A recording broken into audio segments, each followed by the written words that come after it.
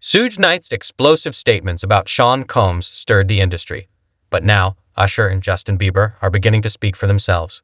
From behind bars, Knight alleged that Diddy placed a young Justin in unsettling situations, sharing images that sparked deep concern. He described it as one of the most disturbing things he'd witnessed, and that says a lot coming from someone who's seen it all. Now, Usher and Bieber are stepping forward, finally addressing the reality behind the rumors. In this video, we break down the key moments, reveal unseen footage, and hear directly from them about the dark side of fame they never expected. Alright, Usher, Justin Bieber, Diddy. This is how they all connect. When Usher was super young, he got signed to a guy named L.A. Reid, this famous music executive. Usher then loses his voice. L.A. Reid wants to help him, get back on track, so he sends him over to this guy named Puff Daddy. And as you can imagine, Usher had a problem. He just didn't know it yet. See, Puff Daddy was this up-and-coming music executive who could really turn someone into a star. He put them through this thing called Flavor Camp. And during Usher's term in this Flavor Camp, he lived with Puff. And in Usher's words, he would see questionable things. He said at any given time, you can open the door and see a bunch of random people playing Netflix. He said he would be up all night partying when all he really wanted to do was go to the studio. And this is when people speculate that Diddy did something to Usher. Now, I need you to listen to me. I'm going to give you the evidence as to why people believe this. But until you hear words from Usher, Diddy, Justin Bieber, nobody knows anything. All right. So Diddy and Usher are in an interview with Kevin Hart. Diddy said, "Hey, yo, pause. When Usher used to live with me, we used to wrestle for Frosted Flakes." Kevin Hart said, "What?" Diddy said, "What?" And he grabs Kevin Hart and pulls him off camera because Kevin Hart doesn't have a filter. After Diddy's Flavor Camp, Usher comes out with an album called Usher. It has really explicit details about watching Netflix. And of course, the album was executively produced by Puff Daddy. His mom was like, "Yo, what the?" So she grabs Usher. You got former bodyguards coming out saying, yeah, Diddy was very inappropriate with Usher. There's a rumor that Usher got sent to the hospital because of an encounter with Diddy. In fact, rumors have been circulating for like 20 years about this situation. Which brings us to Usher and Justin Bieber. See, Justin Bieber was coming up in the same way Usher was, like when he was super young. L.A. Reid again found Justin Bieber.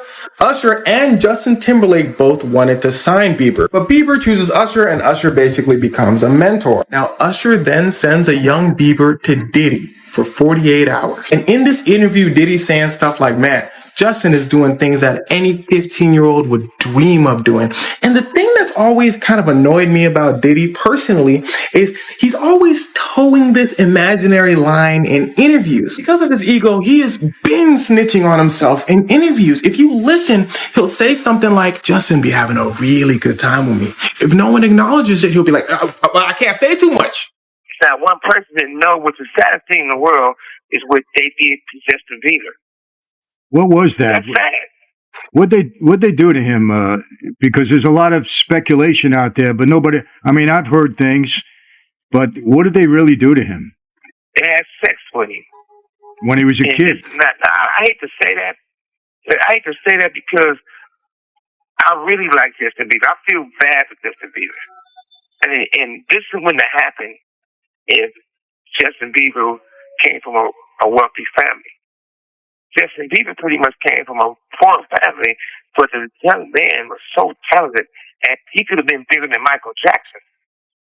But the depression of the drugs and the stuff he allowed these grown men to do to this little boy is unhealthy, and it's fucked up.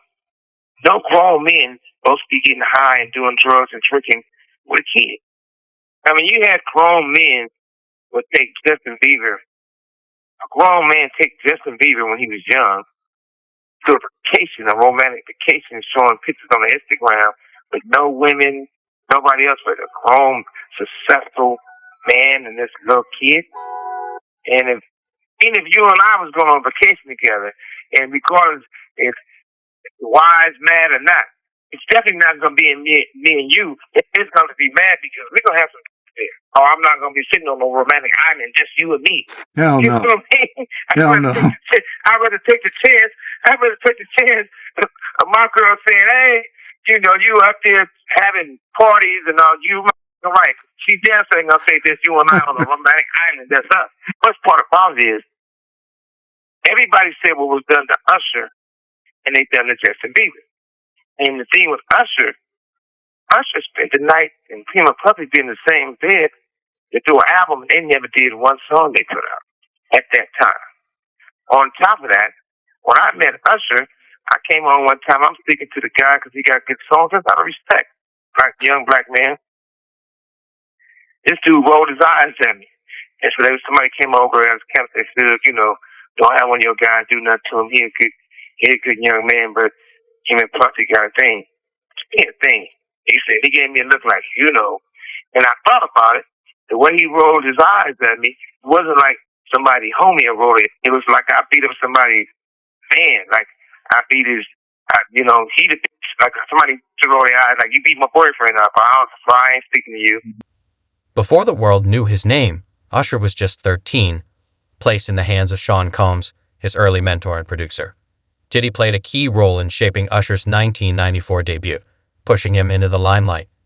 At the time, Usher says he felt special, handpicked for greatness, but now admits he was too young to see the truth behind the glamour. Decades later, with a legendary career behind him, Usher is standing with Justin Bieber to finally confront what was buried in their past. A powerful reminder that even icons can begin as kids navigating someone else's control. All this, he appeared on the televised talent show Star Search when he was 13 years old. Fun fact about that, he actually set the record for the longest note ever held by a child on Star Search, 12 seconds. So what happened? That got the attention of famed producer L.A. Reid. But according to his coaches, reportedly during puberty, when Usher's voice started to change, he kind of had trouble controlling his vocals. Now, L.A. Reid reportedly considered dropping Usher from his label, but when Usher begged him to stay on, Reid sent him to live with Sean Combs in New York for a year to train. And at the time, Combs, who was then known as Puff Daddy, we believe was in his 20s, there were these apparent training sessions. And these training sessions were known as Puffy Flavor Camp. My golden ticket was my voice, and I lost it. This girl is changing my mind, so what? I really don't care. I got a headache, from doing all them high notes. Hey man, it's just puberty. You're going to go through it. But when you raise your voice to sing and you could do it so easily, now it's not there. It's gone. And you don't know if it's going to come back either.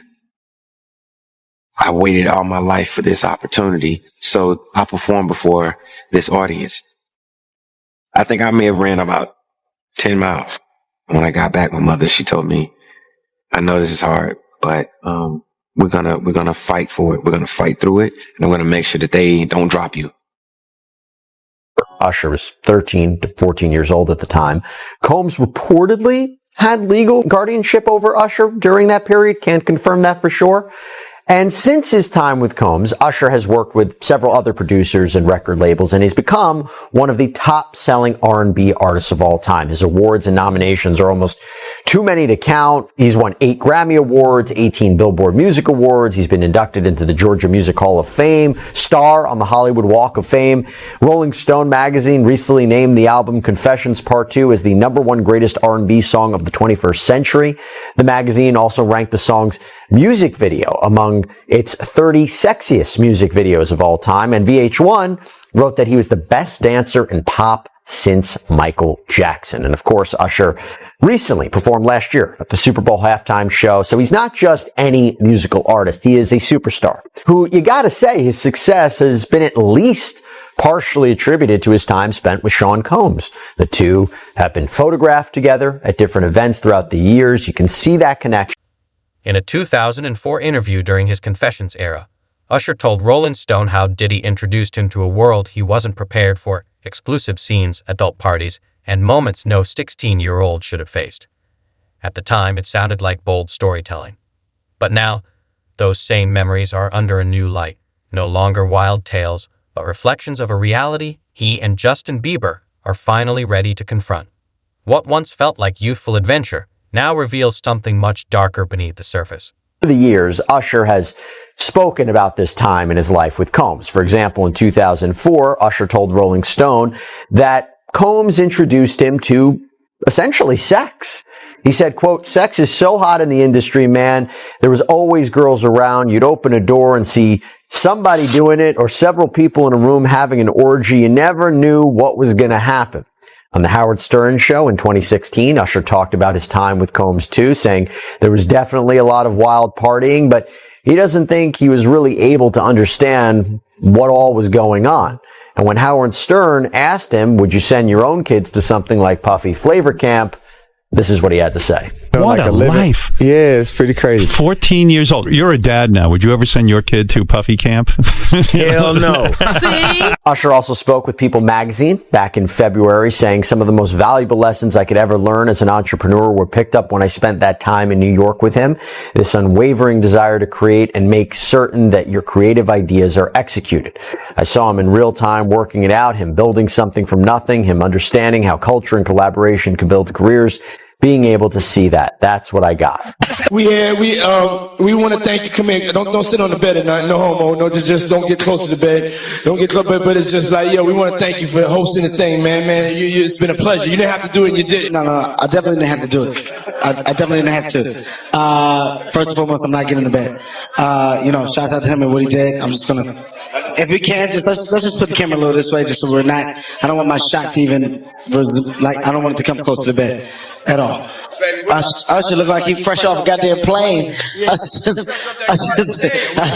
off the garden stage. That's my brother right here from day one. We used to wake up and, pause, but like, that's how. Back in the days when he was like 10 and I was a little bit older, his older brother, we used to fight over the Frosted Flakes. You know what I'm saying? Before pause was invented. You know what I'm saying? But it's my brother for real. We used to actually wrestle off of the Frosted Flakes because he used to always get up early. Now he's one of the richest stars in the world. And what the fuck did Puff just say? Nobody's going to acknowledge this with me. Puff just said we used to wrestle over the Frosted Flakes, and we're streaming live. That was stupid. Listen, that was fucking stupid. Listen, we having a good time, yo. Usher made it in. Hey, yo. At his 35th birthday, Usher publicly thanked Diddy for the wild journey, the parties, the attention, the fast-paced life that came with fame. He claimed he enjoyed it, but never let it take over. At the time, it sounded like admiration. Now, it feels more like a glimpse into confusion, a teenager torn between gratitude and unease. Today, Usher is choosing honesty. He was just a kid, too young to truly understand what was happening. With Justin Bieber standing beside him, he's finally ready to speak the truth about those hidden years. One of the allegations is that he forced individuals to take drugs and participate in sexual performances known as freak-offs and to keep quiet about all of this. Now, Combs and his attorneys have denied that he did anything wrong, but thanks to allegations of witness tampering and fear he might flee, 2 different judges denied him bail. He's being locked up right now in the Metropolitan Detention Center out in Brooklyn. Many people are wondering what he might have seen at a young age when he lived with Combs in the 90s. This is a very common topic of conversation right now.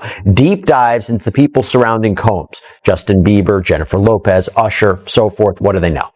Will they be a part of any kind of case? Now, days before Combs was arrested, another of his apparent mentees filed a civil action against him, Dawn Richard.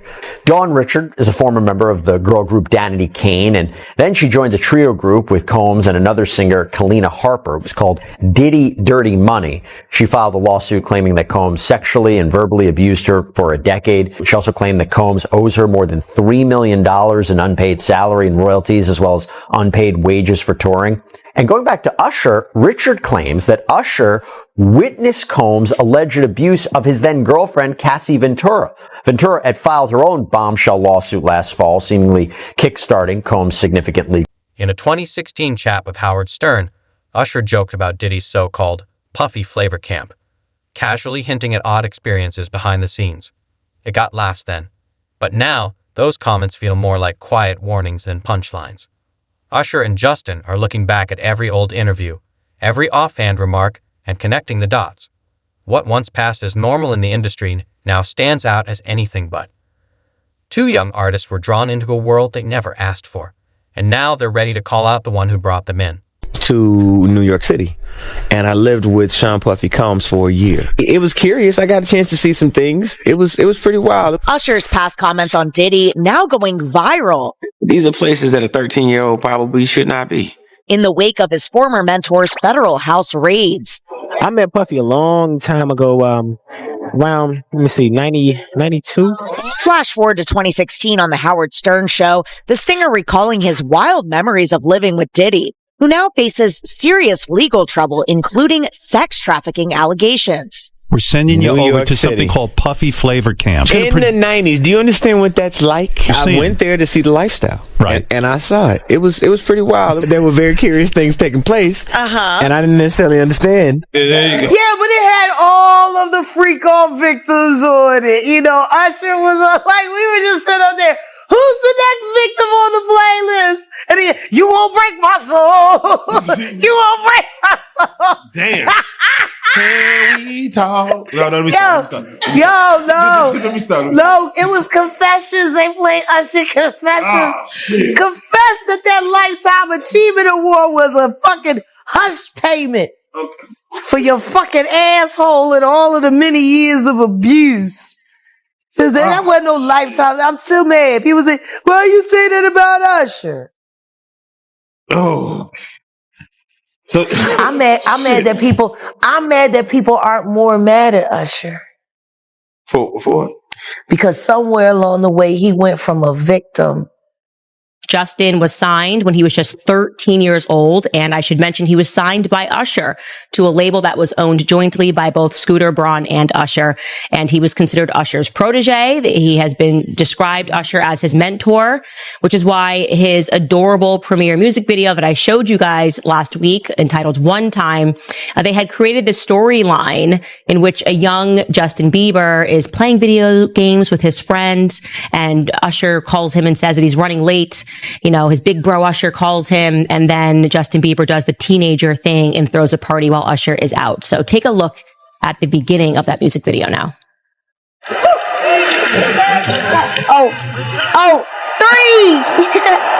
That was not luck, that was skill.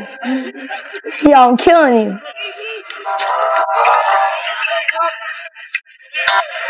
Yo, Usher, JB, what's up, man? I'm just playing video games with Ryan. You think you can hold the house down till I get back? Yeah, I can do that. All right, my man. Yo. And that's how it starts. And then all of a sudden he has a party. And like I said, you can imagine for a 13-year-old kid, I think he's 14 in the video. What a big deal. You're with Usher, one of the princes of R&B. And now he's your mentor and you're doing what you love. You're singing songs and their long relationship has been well documented throughout the media. Even Diddy's former bodyguard, Gene Deal, raised alarms. He recalled hearing whispers about a young artist, now believed to be Usher, being hospitalized after a troubling event. He didn't have names back then, just a sense that something serious had gone wrong. That story was buried for years. Now Usher and Justin are piecing it all together. Suge Knight's prison claims, Deal's account, and their own painful memories. To reveal they weren't living the dream. They were caught in something no young person should ever have to endure. And we was around some people, something like that. And then some people might say, yo, I don't F with that dude. And at the time, I didn't even know who the F Usher was. You know what I'm saying? It was one of those type of situations. And when people say, yo, man, I don't F with them niggas. Man, I'm getting out that industry and everything like that. You know, Puff sent this little kid to the hospital. How he sent him to the hospital? Man, nigga was bleeding from the butt. And that's what was said. I didn't even have a name for the kid at the time. Then you heard, and that's what happened. Usher was allegedly put in the hospital after Diddy penetrated him at Flavor Camp at 14 years old. I know, and people know, that was around in that time that Puff and Usher did have a situation. And that situation led Usher to the hospital. Usher is caught in the crossfire when he was named in the latest lawsuit against Diddy by Lil Rod. The lawsuit alleges that Diddy was bragging to Lil Rod about hooking up with two people in the industry. One of them, a Philadelphia rapper who dated Nicki Minaj, allegedly Meek Mill, and an artist who performed at the Super Bowl and had a successful Vegas residency, which fans say is Usher. Guys, on the real, like, a lot of you youngsters, y'all really need to check your history, man. Usher's mother gave Diddy full custody over him when he was about either 12 or 13 years old. I can't remember. She signed over legal guardianship to Diddy for her son. And at that point, back then, when he was 14 years old, that's when Diddy diddled Usher and he had to be rushed to the hospital in New York City because he had something wrong with his rectum. Later on, he caught herpes. And for those y'all, I'm 47, for those y'all in my age category, y'all know for a while you didn't hear from Usher. And then all of a sudden he popped back on the scene and he was making music. But he got diddled, man. I mean, it's not funny. Somebody should have reported that stuff back then. But hey, man, it's all going to come out. Gene Deal already said. At just 15, Justin Bieber spent 2 full days in Diddy's care, a moment documented in an old video on Justin's own YouTube channel. In it, Diddy says, "He's with me for the next 2 days, doing whatever we want." Once dismissed as harmless fun, that clip now carries a much heavier meaning. What looked like a dream opportunity now feels like control disguised as mentorship. Justin later admitted it never sat right with him, and even told Usher, "We both went through it. We both knew." Together, they're finally ready to give that moment the clarity it deserves. Justin, you ever seen the movie 48 Hours? Right now, he's having 48 hours with Diddy, him and his boy. They're having the times of their lives, where we hanging out and what we doing. We can't really disclose, but it's definitely a 15-year-old's dream. People unearthing videos of Justin Bieber at Diddy parties. Now, Justin Bieber was obviously extremely young when he entered the industry, extremely innocent when he entered the industry, an industry that he did not quite understand as a boy who just knew how to sing and play the guitar and just did both of those things on YouTube. Then he was scooped up and suddenly he was a part of people like Diddy going after him and saying, "Hey man, why don't you pick up my phone calls?" There's actually a video of that. Diddy and Justin Bieber looks to be like 15 years old and said, "Why aren't you picking up my phone calls?" And he's like, "Oh, I know you were trying to contact me through people and I don't have your number." And the next thing we know, Justin is at Diddy's parties. And in this one video, it looks like whatever Justin is doing, and I'm not going to show it out of just respect for the fact that I truly believe that Justin Bieber is a victim. But whatever he is doing in this video with Trey Songz and Odell Beckham Jr. looks highly suspicious. I can show you a still from that video because I think the relevant part is Justin Bieber is not sober. But the memoir says that when she watched back the tapes, she was so shocked because there were things, quote, "Some of the tapes had things I would have never expected. The gay parties are one thing, but the young boys, like the 2 hip hop stars formerly managed by Diddy and the then 18-year-old pop star, I would have never known." The book publisher is claiming that it was the friends that gave him this thumbnail, the friends that provided this memoir. The friends also provided copies of these alleged sex tapes so that he knew that it was legitimate. And the final entry of the memoir from Kim Porter, before she mysteriously got pneumonia and didn't survive it as a 47-year-old, is her dramatically telling her friends, quote, "He got me," and then calling 911. Screaming to get away from them in their mentorship. In a recent interview with Storm Monroe, Jaguar spilled all the tea about how Diddy didn't stop at using Justin for his own pleasure. He allegedly also passed him off to his friends and allowed them to have their way with the poor young Justin. Justin Bieber has also been trending these last few weeks after the raid on Diddy's homes, and many disturbing videos of him have been circulating on the internet. On an episode of Keeping Up with the Kardashians, Khloe Kardashian casually mentioned Diddy's wild parties, saying Quincy, Justin Bieber, and others were there, with some barely dressed. At the time, it sounded like harmless celebrity talk. But now, they're calling on anyone who was there to come forward. What once passed as gossip is now being seen as evidence, a clear sign that they were just kids, placed in environments no minor ever should be. Who was with you this weekend? A bunch of my friends. Diddy, Quincy, Justin Bieber, so far French so good. Montana. Do you even know half the people you're naming? No. She didn't go to bed. I haven't been to bed yet. You haven't? I want to be Clay when I grow up, Court. I got on a plane at 5:30 a.m. Go to this party. I think half the people there were butt naked. You would have loved it. Oh my God.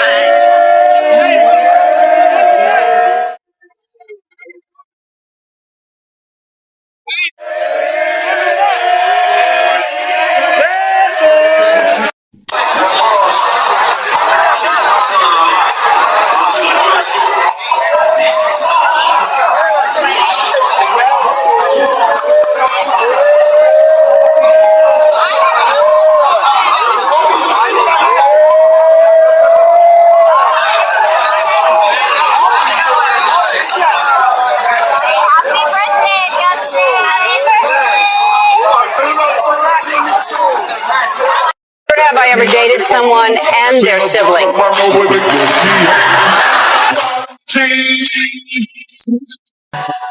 Everybody knows about the past. Like the house made of glass. Well, maybe the price you pay for the money made out of money. Everybody's speaking. And Bella don't do it kid. Oh.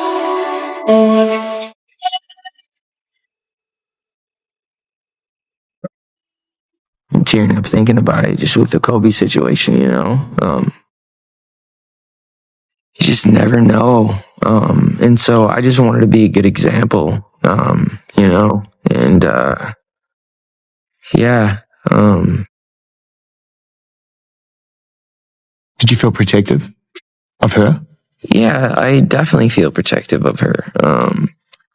It was hard for me being that young and being in the industry and not knowing where to turn, and everyone, you know, telling me they love me and, you know, just turn their back on you in a second.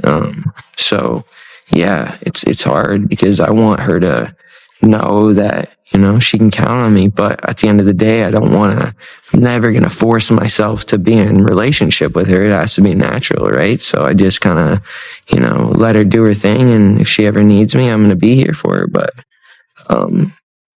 yeah, just protecting those moments because people take for granted encounters and